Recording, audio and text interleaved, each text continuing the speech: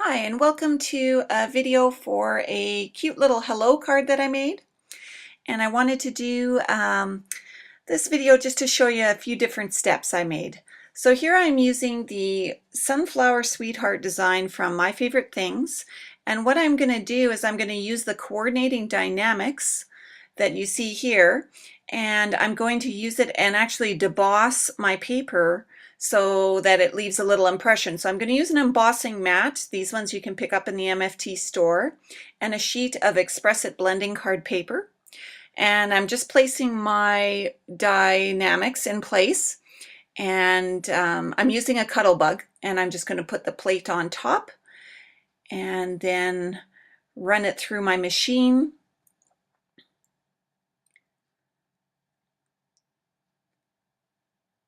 All right.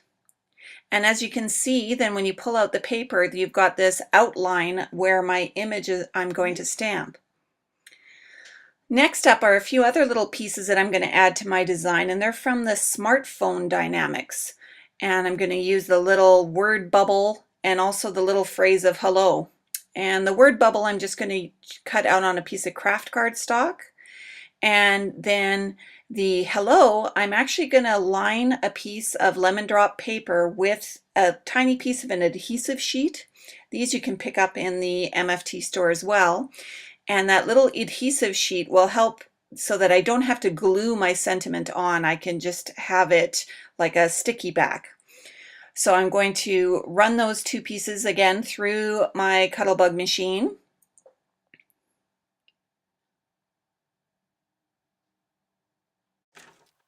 Okay, now I've moved over to my coloring table here, and I am using the colors E41, 43, 44, and 47 of my Copic markers, and I'm just coloring her hat and giving it some definition. My light source is in the upper left.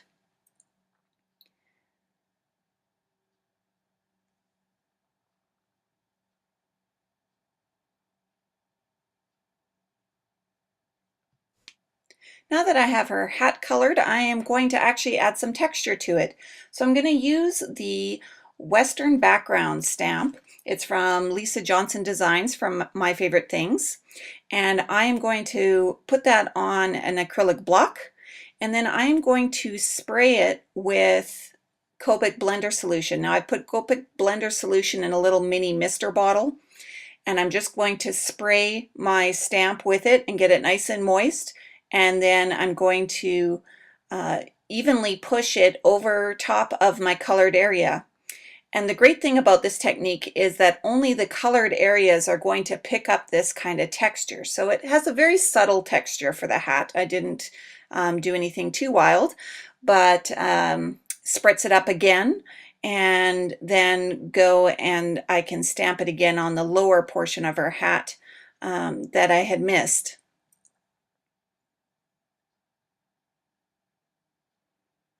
All right. Now we're going to move into her dress, and I'm just going to do a quick coloring here of her dress using B23 and B26 and B39 are my colors. And again, remembering my light source is up on the left, and so just doing a quick coloring of her dress. Now I'm using my blender pen to kind of touch up some spots that I did a little oops with.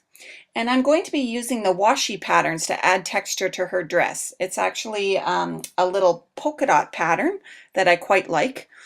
And again, going to spritz that up with my blender solution. And then I'm going to press that onto the blue of her dress.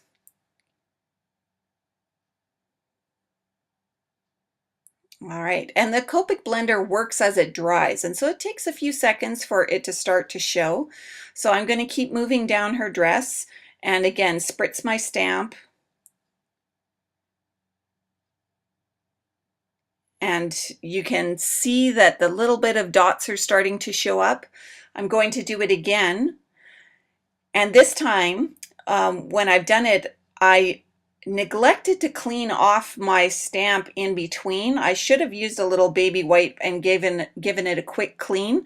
And so you can see a few little spots in her arm there. They're so light that it won't matter once I color her skin afterwards. You won't even see them.